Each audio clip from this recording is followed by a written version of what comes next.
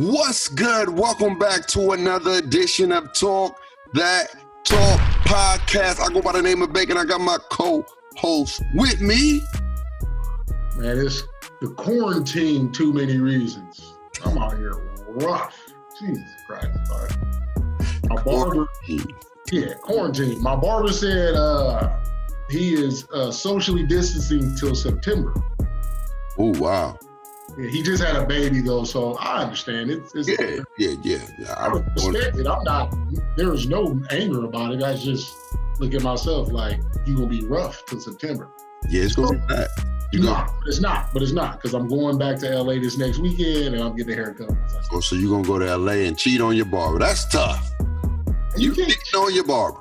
I'm not cheating on my barber by going to the person that was cutting my hair as a kid. That's not cheating. So you cheated on the barber that was you going to when you was a kid to a barber that you was going to out here. You cheating out here, man.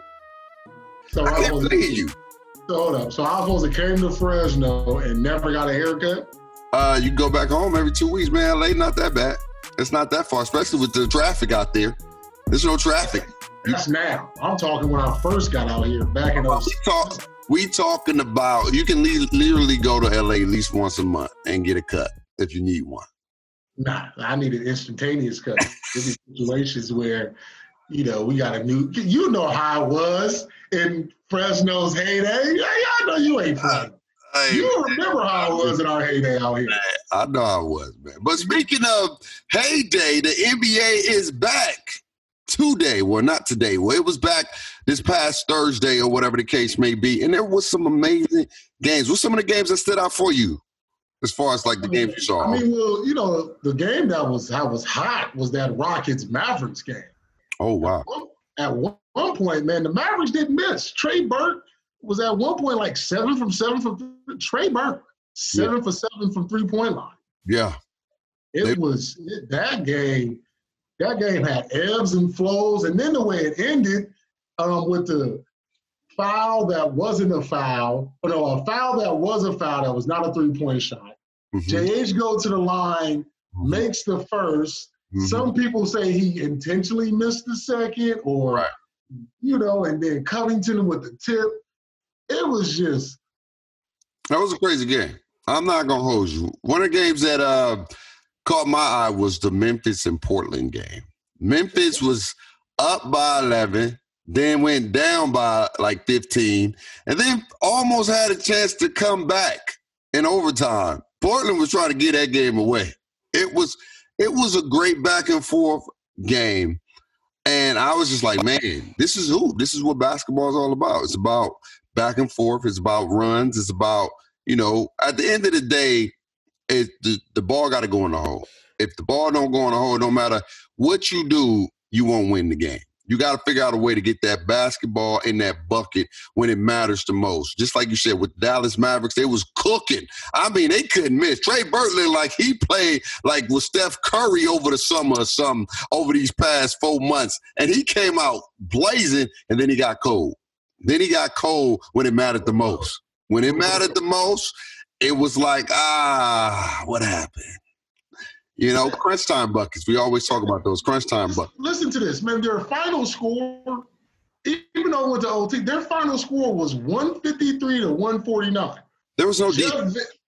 Jeff Van Gundy said the Rockets and the Mavericks are practicing social distance on defense. That took the cake when I heard him say that. You can believe it. Nobody was playing defense. Bro, you score over 300 points in a basketball game? That is unbelievable to score over 300 points, but that's how it is, man. That's how it is. Speaking of some games this weekend, man, what about the Clippers, man, setting that world record, bro? Set the world record, not the world record, but their team record for most threes. Like the world, Craig? The world? Not the world. This the Clippers. Just the Clippers. They had, 25 three-pointers? Yeah, man, they had 25 threes for the game. I believe 14 at the half. I think 14 at the half or 13 at the half. And I think the record is 14 or 15 by the Warriors. I thought they had 16. Wasn't it 16? No, they didn't set the record for the half because it was like 2 away. I just remember him hearing somebody say it on a telecast. So it was very impressive. I think that was out of anger. That game was out of anger. They was angry for what happened to them Thursday, and we'd get to Thursday in a second. Yeah. So I feel like that was out of anger. But as a basketball enthusiast, they have the kind of team that can get that hot. Yeah. And can stay that hot because they possess that kind of team that can shoot. It's just one of those situations where you're on the other side of you like, can they continue to keep making these? And it was like, yes, they can. And so, but on the flip side of that, man, the Pelicans look terrible. I don't even think they showed up. I think the Pelicans stayed in the hotel. I'm just going to call you. The real Pelicans stayed in the hotel. They brought out the social distance Pelicans because they couldn't shoot. They couldn't play defense. It was like they wasn't even there. Or what you about to say? I said just no interest, bro. Like, going to with your point. Like, you are fighting for your playoff lives. And to have no interest right now, bro, like, come on, man. I know as a basketball fan that bothers me. And I know you, like, just watching it, I know that. I know that had to bother you. Yeah. Look, I get it. You know, the Clippers came out hot. They came out blazing. But the Pelicans had runs in that game that could have made that game closer than it was. But it's just like they was just lethargic every turnover after turnover. And don't get me wrong, testament to the Clippers defense and their wings, the elite wings that they got with Paul George, Pat Beverly, not even a wing, but he plays damn near like a wing sometimes where he want to get everybody, you know what I'm saying? He want to place defense on anybody. He's not afraid of the challenge. And then you got, Kawhi Leonard, the claw, and they make it tough for a lot of people. You know, they make it tough for very, very dang near everybody in the league right now. But just to not compete with, and you playing for something bigger. The Clippers don't need to be competing like they was yesterday. You know what I'm saying? That was a get-back game. I mean, not yesterday, but like they did. But just the simple fact that you going for the A seat and then you blow the game against the Jazz. You blow the game against the Jazz. That game shouldn't have been close. You had that game in the bag by 20 points. You let the Jazz come in the second half and outscore you in every quarter, and you plan to try to get to the freaking playoffs? Come on, man. Because we saw who the Jazz was Yes, they did. They got rid by OKC. Because OKC came through him. Ran them out the building. And so it brings me to this big question right here. We got the Pelicans who lost 2 games. We got Memphis who lost 2 games. Like, who's gonna get the AC? Who's gonna get that AC? Because I don't know. It's not looking like the Pelicans or Memphis is gonna be in the playoff this year. I'm just saying. Hey, man, I like looking at Portland, but I said this stuff. I said this on our show. Portland is a very, very, very dangerous team.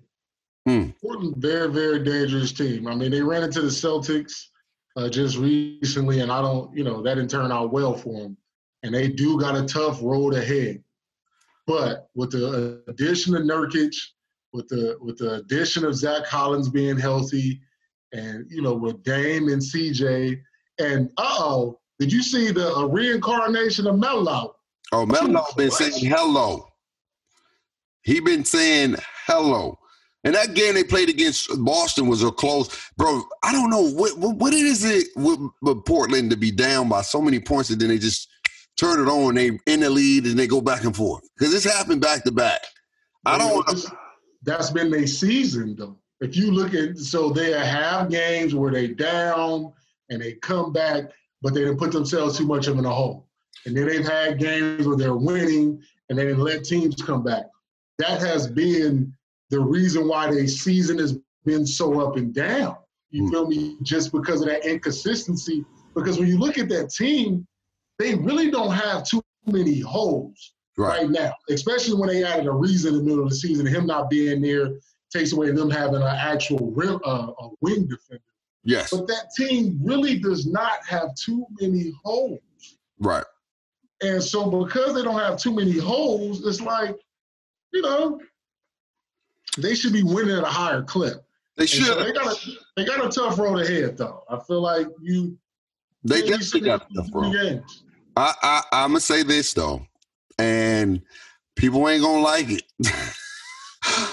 I don't know if I said it at first, but I think that Pop is going to be at that top. He's going to be at the top. I think he's going to find a way to get that A spot. Pop, I said the San Antonio Spurs will be in the playoffs. I said that, and people probably laughed at me crazy, but my prediction is looking legit. I said it. I don't know how he find a way to do it, but they always find a way to win when they needs to win. And now I believe they're only 2 games back. 2 games back from the A seed. They're 9th right now. They're ahead of Portland. They're ahead of the Pelicans. They're ahead of everybody. It's Memphis and the San Antonio Spurs right now. Hey, and the crazy thing is we got to remember, people have to forget that play-in game, the 9th seed only has to be within 4 games. Yes. Unless the records are tied with 9th and 10th. So if the records are tied with 9th and 10th, then 8th doesn't have to play it. They don't have to do a play-in. But if their record is separate and they're within 4 games, they can make it to the play-in. Because you know what I was thinking, like, man, these teams, they're going to be able to, overcome 4 games, because that's a lot of games in a short amount of time. Right. But it dawned on me, like, they ain't got to overcome 8. They just got to stay within 4. Exactly. Unless some other teams are tied, like you said. But the way it's looking, man, it may be between San Antonio and Portland. The way it's looking, I'm just calling a spade a spade. It may be San Antonio and Portland, 2 veteran teams, 2 teams who've been there before, playing for the 8th seed. And if I'm the Lakers, and we're gonna get in the Lakers in just a few, I would want to see maybe San Antonio than Portland. I don't want to see. Definitely. I don't want to see Dame Lillard at the 8th seed. I don't care if they're in the 8th seed. That's not an 8th seed team, but I wouldn't want to play them personally. No. I mean, like I said, I've said it and I've told people, I don't fear Portland like we can't win that series, but I fear Portland as far as that series going 7, and no home court advantage. Then it just come down to ballers. Because like I said, Portland still is avoidant of playing defense. They are still social distancing. They ain't touching nobody. They got on masks while playing hoops. So the fact that they don't play a lot of defense allows me to feel comfortable enough to say the Lakers can still go win it. If they was out here locking up and say these games is like 95, 92, and they playing some defense, and they winning and or losing. I mean, you losing 90, I can be like, oh, gosh, sheesh. This game could turn it on at any point.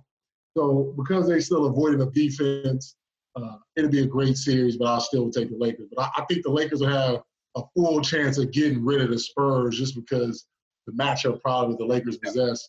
And, and I don't necessarily fear the Spurs as much as I would fear Portland. I think Portland gives them a better challenge. And even though the Lakers can beat the Portland Trailblazers, when you allow a team like that to get hot at the wrong time, and especially the way the Lakers been playing, we're about to tap into it, they can be beat. The way they've been playing, they are very beatable. They're playing like a beatable team right now. They're not looking like the number 1 team in the West in regards to offensively, maybe defensively. The Lakers have been stepping their defensive up, and they've been playing great defense, but offensive, I don't know right now. And it's great. You can play defense. You got to play defense. You got to prevent the team from scoring. But when you're not scoring, then it defeats the purpose of playing defense. So we can go ahead and talk about it, man. What do you think about the Lakers right now and the quote-unquote facilitating LeBron James rather than the aggressive LeBron James? That's got to get that mindset, bro. I get it. You got 8 games or let's say 6 games now to try to get into the rhythm. And I understand you've been out of basketball for 4 months. I'm not knocking that. So the defensive aspect, that defensive intensity, I rock with that. But I don't know if facilitating LeBron will help you get over that hump to get to the NBA Finals. All right. Yeah. You know, you got to be like critical, but understand at the same time being a fan. So let's break down what you said. I feel like if I look at who LeBron is, because I've had a lot of conversation with pure LeBron fans, what LeBron's doing is what LeBron normally does, right? As far as he's a team guy. You feel me? He's always been known as a guy that's going to make the right decision. And that's why he's highly regarded and respected the way he does, because he just makes the right decision. And you feel me? When you come as a Laker fan, you used to having like a Kobe, where the right decision was his decision. You feel me? That's how he thought. Like, if I shoot it over 5 people, that was my right decision. Or if I made that pass because 5 people, that was my right decision. And so what LeBron's doing right now, he's just making a lot of just the right decisions. And I had to kind of take a step back and realize he's played against arguably two of some good defensive teams. You feel me? You look at what the Clippers can do with the Claw, PG, they can kind of rattle him a little bit. Then when you looked at with Toronto, they got OG, they got Pascal. They do different things. They double team. They got the ball out of his hands. But to me, the Lakers' biggest problem in these 2 games is just hitting open shots. You saw that in the Clipper game in the 4th quarter.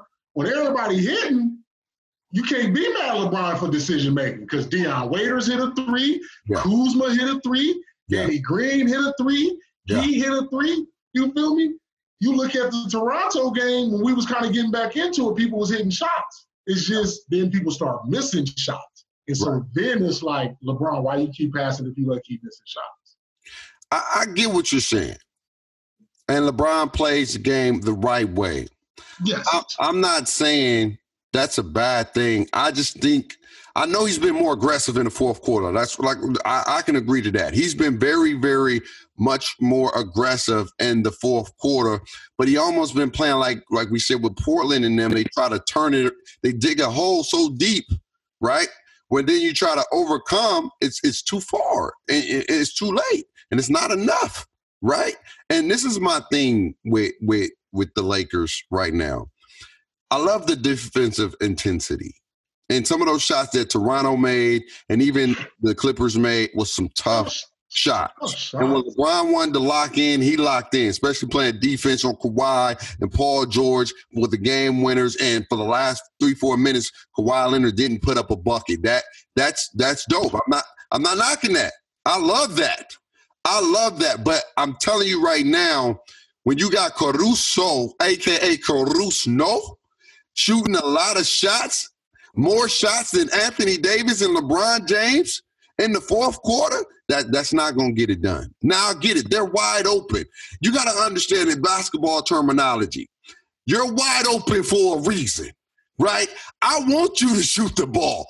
We live with that.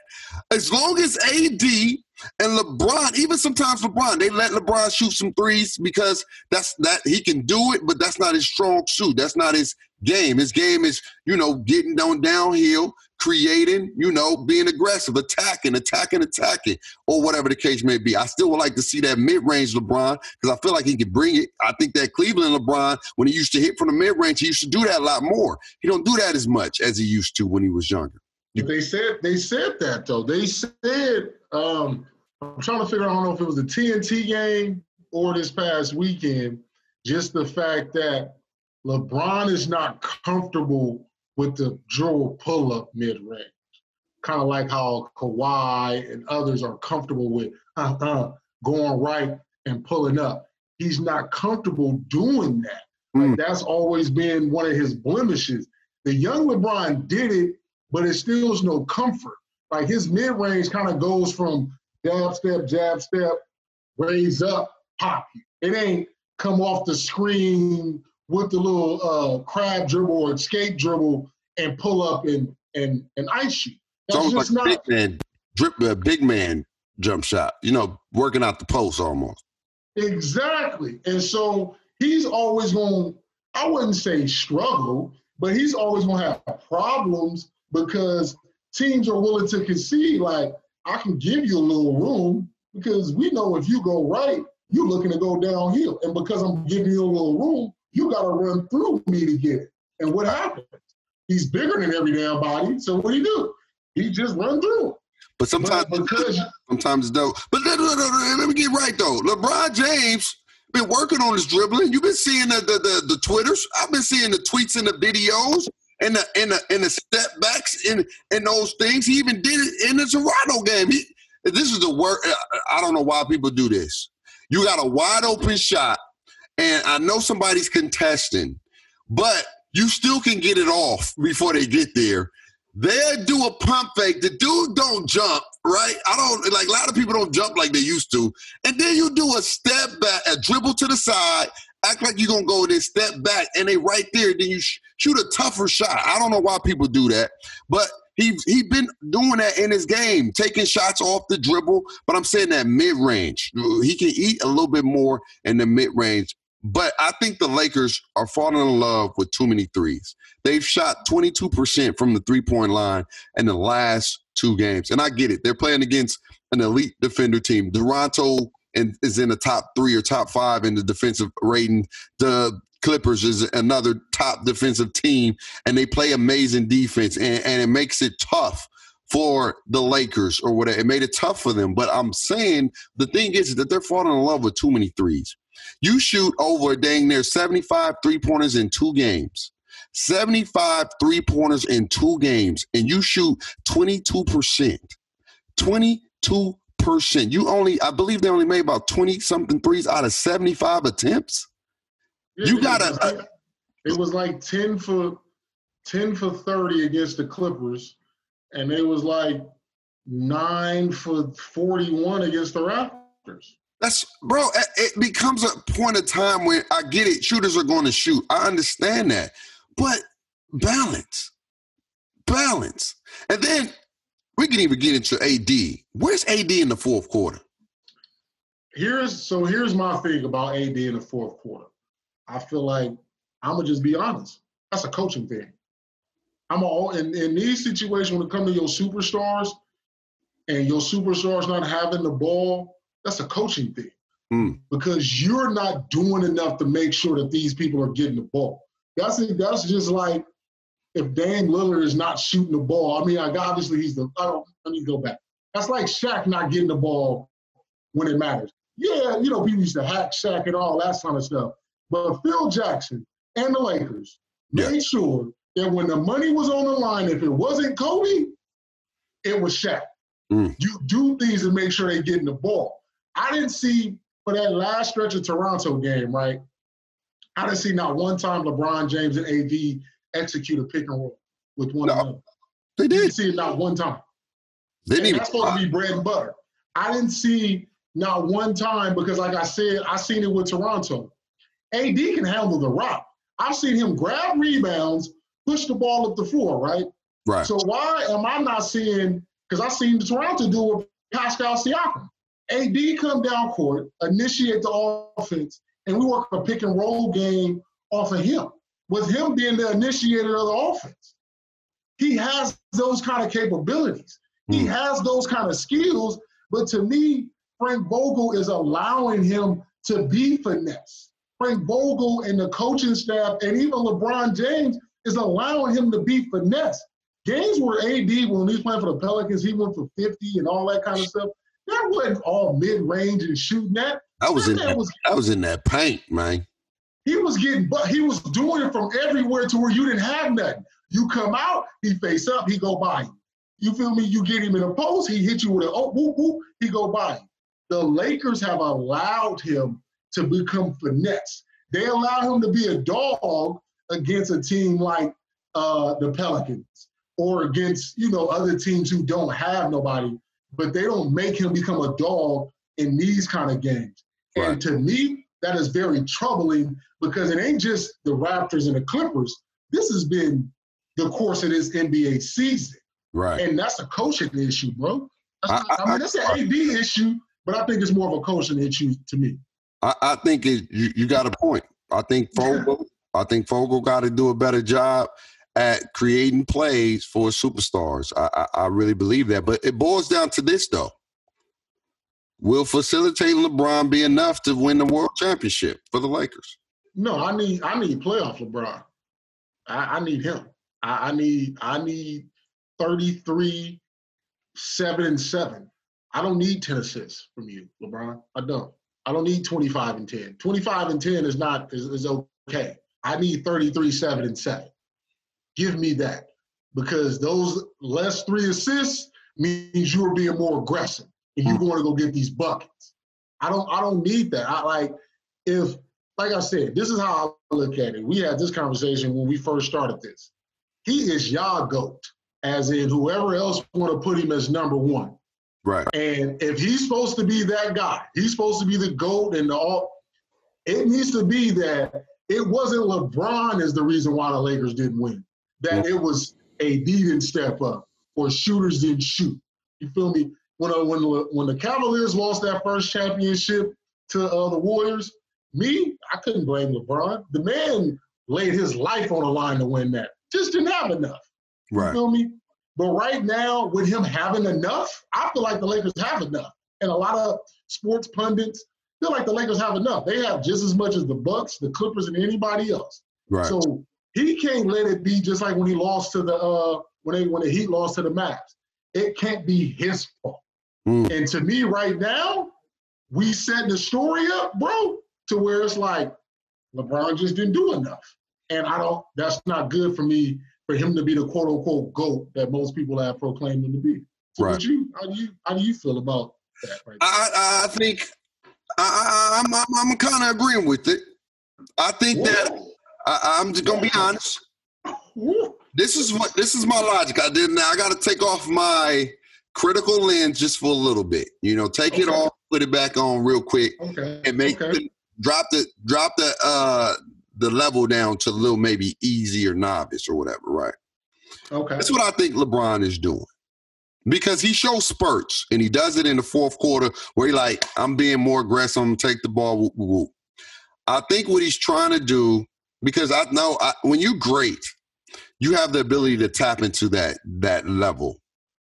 Mm-hmm. And he does it in the playoffs, and people don't give him the credit a lot of times. But the playoff LeBron is different than the regular season LeBron. We've seen it time and time again. He's more aggressive. He's more on top of things. He's more about his business or whatever. He does what he does, because if he didn't, they wouldn't get to the championships. Not saying it's all LeBron, but he takes that game to the next level to help build his team and get his team to that championship opportunity. And so what I think he's trying to do, and I'm going to give him the benefit of the doubt right now. But if I said it to my boys, I said it to my peoples, if LeBron plays like this in the playoffs, I'm going to be upset. Because I know when he's in the playoffs, he plays different. But I think what he's trying to do is he's trying to get his team prepared to be able to get in that mindset. Like, I'm going to give you the ball sometimes in tough situations. I need to be able to count on you. I need to be able to depend on you. I need to be able to depend on you hitting that shot. Now, you ain't going to make it all the time, but I need you to be able to want to take the shot. A lot of times you see a lot of Lakers, they pass up a great shot to overpassing. They're overpassing on a lot of some of those possessions, and then they shooting it with like 2 seconds on the shot clock. Shoot it when you're open, and if you don't feel comfortable in it, then go up with some intentions on trying to get a foul, or you trying to get a bucket. Dunk on somebody. Try to boom on somebody. I don't care. But at least let me see the aggression rather than soft layups and expecting that the ref is going to bail you out every single time. I don't want to see that, or whatever the case may be. So I think that's what he's doing. Facilitating LeBron will not get it done. He needs to balance. I think 28 and 10 will be perfect. AD is going to be the focal point of the Lakers. He has to.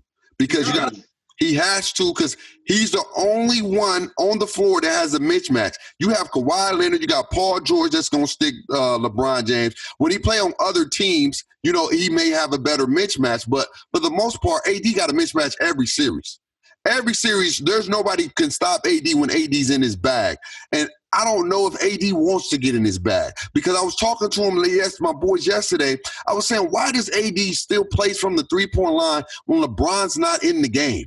Why don't he go inside and work it out to make it easier for everybody else who's on the court? Why he's not using pick and roll to try to help the other players out? Why is he doing a lot more dribbling and stuff like that instead of catching the ball in the 15 to 10 feet range, turning face, get you a move, get easier baskets than shooting three-pointers like you a point guard? That's the issue that I really have with Anthony Davis. He's allowing them to dictate how he wants to play instead of playing how he needs to play or whatever, and how he can play. And that is going to be the determinant factor if the Lakers win a championship. LeBron is going to do what LeBron's going to do. We know that. That's what we hope, though. That's what we hope, right? I'm going based off experience. I'm going based off finals. It's only one finals that LeBron didn't show up in, and that was against the Mavericks. Every final after that, he's been there. He's averaged over 30-some points. He's averaged more and then there every statistical category against every team that he's played against in the championship. So it's not LeBron's fault why you're necessarily not winning. It's the other players. The other players don't step up and get that 25 and 20 or get that 30 and 15. I need more from AD. To not touch the ball in the fourth quarter at all, that's unacceptable. To not get a shot up in the fourth quarter, that's unacceptable. To only score 11 points after you just did your thing against the Clippers, and I know he did his thing against the Clippers, but those shots was tough shots. If they didn't drop, they would have got blown out too. They easily could have lost 2 games back to back. Yeah, I mean, because when I look, I said AD's 30 he went off in the third quarter, though.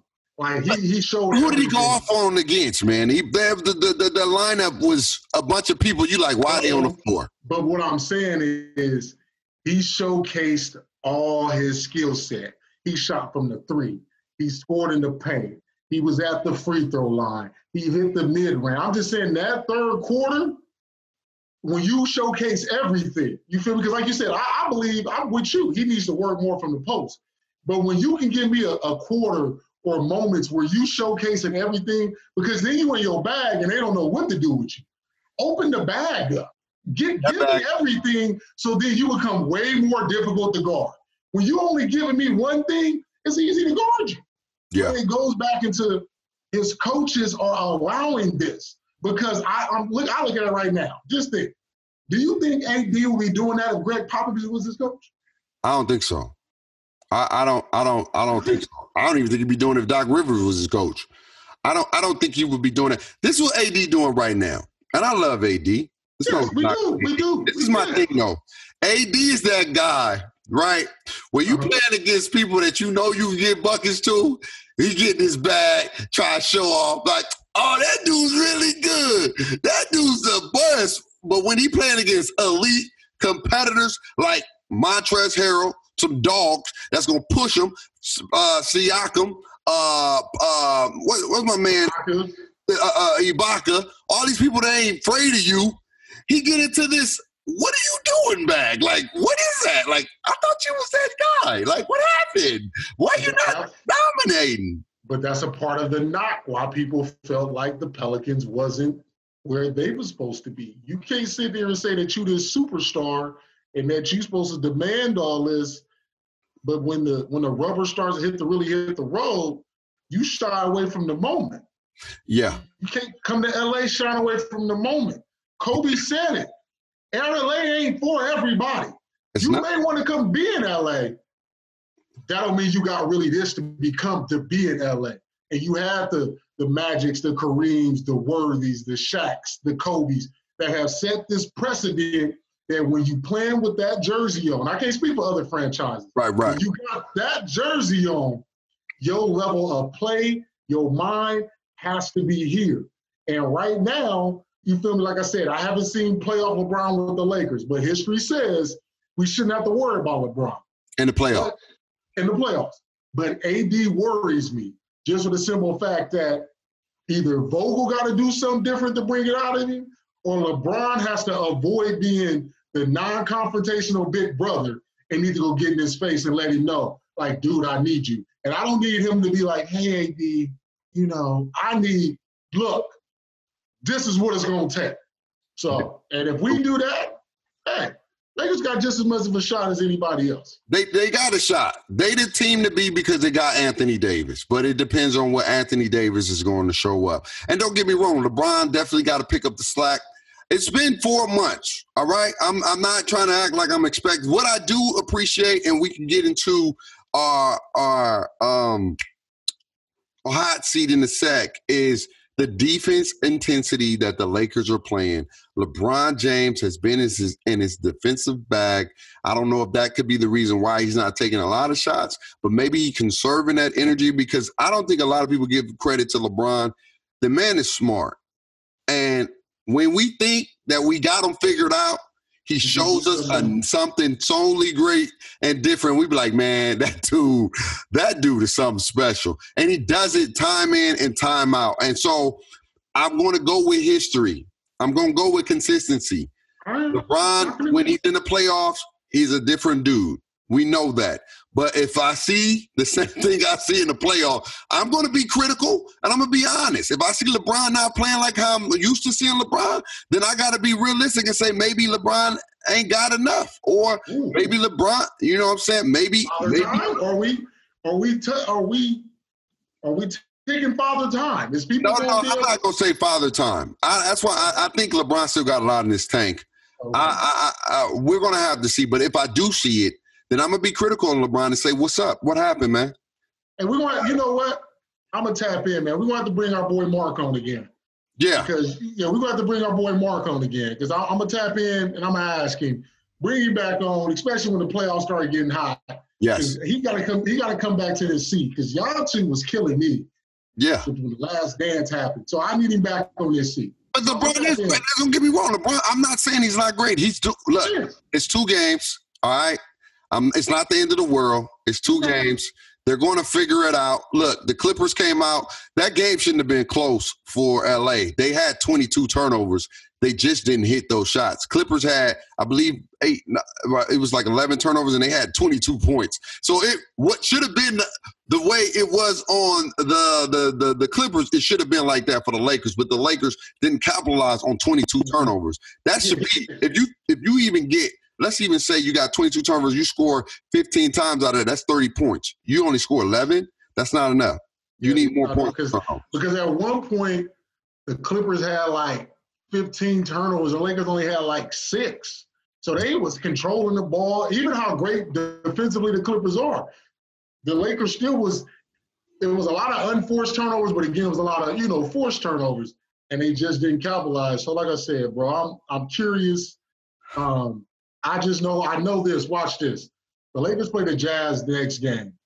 I guarantee we get 30 for LeBron. I'm guaranteeing at least 30 or more from LeBron. Well, we should, because the Jazz ain't got nobody. But that's what I'm saying. But I won't be impressed by it because it came against the Jazz. I'm just saying, like, he going to turn it up against the Jazz, and then we're going to have all our LeBron lovers. I mean, not necessarily you, because, you're a little bit more more realistic. But everybody's like, oh, see, here he is. I'm not buying it. The Jazz should have lost the game. The Jazz ain't got nobody. They only got Donovan Mitchell. No disrespect to the Jazz. They got Donovan Mitchell. Rudy Gobert is solid for rebounding and playing defense, but that's about it. If he's not able to do that, then he's a liability out there. So I'm not. I expect the Lakers to lose to beat the Jazz, but if they lose to the Jazz, then we got something to talk about. Trust me. But who's on our today? We do, but we don't. But we do. That's all. Yeah. Like I said, we're going to see. We're going to see. But the Lakers, I'm telling you right now, they better figure it out. They only got 6 games, and then the tournament starts, and then the playoffs going to start after we figure out who's going to get in that A seed, and then you're going to play against the A seed. Don't think that A seed going to come out messing around titsy footing. That's not going to happen. So we'll find out. Who's on the hot seat? You on the you today? No, it'll be you today, my brother. I'm on the hot seat. All right. You today. So I got some weekend basketball for you. Weekend basketball for me. Weekend basketball, a little trivia, little multiple choice trivia. So I'm gonna allow you a multiple choice because you like to give me trivia with no multiple choice. I just gotta know. So I'm not gonna stoop to your level. Oh my, whatever. All right. I'm gonna stay above your level and give you multiple. All right, this past weekend the Heat played the Nuggets. won by 20. Mm-hmm. 2 players on their team scored 22 points, which is Bam and Jimmy. But who was their third leading scorer? And here are your choices. Kendrick Nunn, Gordon Dragic, or Kelly Olynyk. Olynyk. Who was? You sure? Are you sure? I'm bothered. Okay, that's good. Yeah. That's good. Boy, good. All right. All right. Here's your next question. All right, here we go. Here's your next question. You ready? Yeah, I'm ready. Who led Boston in scoring in their loss to the Bucks? Was it Brown, Walker, or Smart?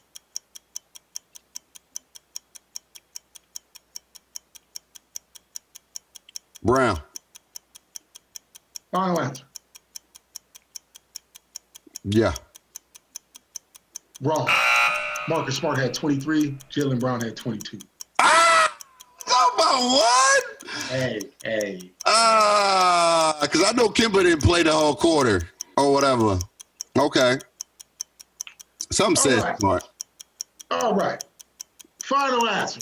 All right. Final question of the day. You know, these are pretty good because, you know, we watching these games. The Thunder had a very impressive win this past weekend. Yeah. Who led their team in scoring this past weekend? Because their whole team, to me, was cooked. Yeah, that was tough. I stopped watching that game, so this is going to be a hard one. It'll be a hard one. Who led their team in scoring? Was it CP, Young Man 3, Gallinari, or Shai Gilgeous-Alexander? Ooh. I'm going Gilchrist. You want Shai? Yeah. Final answer. That's my final answer. Ding, ding, ding, ding. Good job, bro. He was going off, bro. Hey, but look, here's the thing. He had 19. Chris Paul had 18. So this time you flipped it. I flipped it. To win by 1. I went with my first choice. Some said Smart. I don't know why, but I knew Walker wasn't in there because he didn't play. If you'd have put Tatum in there, that would have been a little bit. But I know Jason Tatum had a horrible game that game. Jason Tatum was 2 for 18. I knew you watched that. I didn't know Smart, but Jaylen Brown was balling. Jaylen Brown was balling like. I mean, like I said, Kimba had 16, so he wasn't too far away. I know, but he didn't play the whole fourth quarter though. He didn't play the whole fourth quarter, so. I knew that. So, see, look, man, I should have went with my first choice. Some said Smart because I think you tried to trick me with the Jaylen Brown because Jaylen Brown was cooking that game. But some said go with Smart, and I wasn't Smart. But I'm sorry, Smart. Shout out to Smart, man. They played a great defensive game against the Portland Trail Blazers the other day. So, shout out to them, man. But that's it, man. I'm 2 for 3. I'm back in the winning column. I'm back in the winning column. I'm proud of you. And I'm proud yes. But anyway, man, anything you want to say to the folks before we get up out of here? Yeah, man, shout out to TJ Warren. 53 of them things. 53 of them things. He sure did, man. Philly, ooh, that's another topic for another day. I don't know, bro. How does Embiid go for 40 and my man's, Harris go for 30 and y'all still lose? Because TJ went for 53 of them. That's why. And shout out to Victor Oladipo for playing. Because we kept talking about that over the last two shows. He chose to play. Shout out to VO for playing. But again, TJ Warren. Yeah. Phoenix gave him away for nothing. Cash consideration. Cash. That's what he got traded for cash considerations. Not an actual number. Absolutely, man. But anyway, man, y'all have an amazing week. Keep enjoying basketball, man. We're going to keep it locked in. We're going to keep it locked in with y'all. As always, remember to talk that talk. We'll see y'all next Tuesday when it comes to the basketball or whatever the case may be. So make sure y'all leave a comment and chime in with us. Let us know who y'all think going to get that AC. I'm looking pretty smart right now. San Antonio. We out here. Hold your follow through. Hey, yeah. Peace.